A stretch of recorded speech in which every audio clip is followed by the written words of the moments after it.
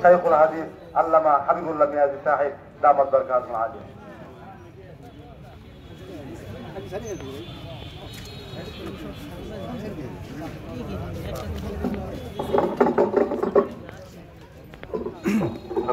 আপনার WhatsApp number আর মহাসচিবের WhatsApp নাম্বারটা দেন, হোয়াটসঅ্যাপে পাঠিয়ে দিব প্রোগ্রামটা, লিখে দেন।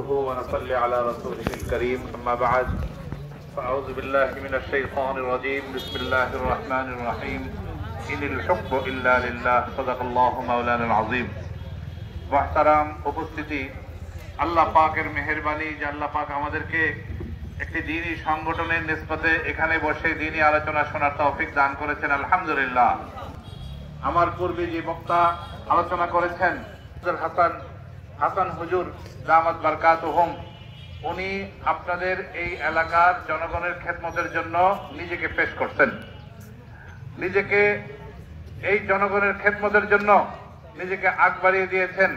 তা আমি মনে করি হাসান হুজুর যদি মাহমুদুল হাসান সাহেব হাসান হুজুর যদি এই এলাকায় নির্বাচিত হয়, আশা করা যায় জনগণের পুরোপুরি খেদমত হক আদায় করে খেদমত করতে পারবেন ইনশাআল্লাহ।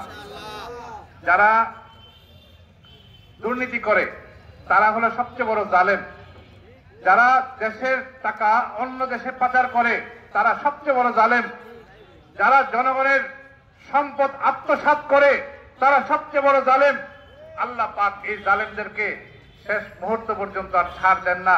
ইন্না বাতশা রাব্বিকা লাশাদীদ, আল্লাহ পাকের পকড়াও অনেক মজবুত হয়ে থাকে।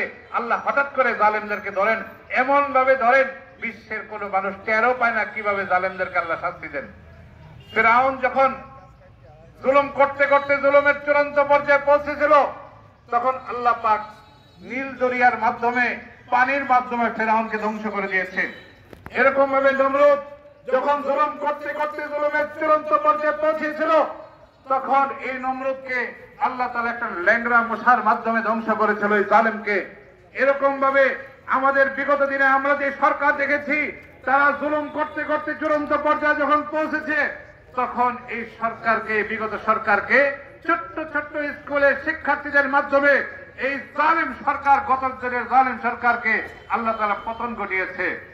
সংগ্রামী তাওহীদের জনতা, আমি একটি কথা বলতে চাই, আগামী নির্বাচনে উলামায়ে কেরাম যদি 300 আসনে বিজয় লাভ করেন, ইনশাআল্লাহ এদেশের মানুষ দেখবে ওই যে সোনার বাংলার স্লোগান শুনেছেন, আরো অনেক বাংলার স্লোগান আপনারা শুনেছেন, ইনশাআল্লাহ সত্যিকারে উলামায়ে কেরাম যদি 300 আসনে বিজয় লাভ করেন, এই বাংলাদেশকে আলেম ওলামারা সোনার বাংলায় পরিণত করবে ইনশাআল্লাহ। যে আপনারা খেয়াল করেন, মসজিদে যখন হাইয়া আলাস সালাহ হাইয়া আলাল ফালাহ হয় এবং মাদ্রাসাগুলোর প্রিন্সিপালরা যেভাবে মাদ্রাসা পরিচালনা করেন, শূন্য থেকে একটি প্রতিষ্ঠান করে যেভাবে পরিচালনা করেন, ঠিক আপনারা উলামায়ে কেরামের উপর যদি আপনাদের 16 আনা আস্থা থাকে, আগামী নির্বাচনে উলামায়ে কেরামকে জয়যুক্ত করুন এবং এই আসনে আমাদের মাহমুদুল হাসান মুফতি মাহমুদুল হাসান সাহেব হাসান হুজুরকে বিজয় করে জনগণের খেদমত আপনাদের খেদমত করার সুযোগ প্রদান করুন। ইনশাআল্লাহ দেখবেন হুজুর যে ওয়াদা করেছেন দাঁড়িয়ে, এই ওয়াদা মোতাবেক হুজুর কাজ করবে। আমরা আমাদের এই হুজুরের জন্য আমরা চেষ্টা করবো তো ইনশাআল্লাহ। ইনশাআল্লাহ সর্বশেষ হাফিজ হুজুর রহমতুল্লাহ আলাইহির একটা কথা সকলেই বলেছেন, আমিও বলি।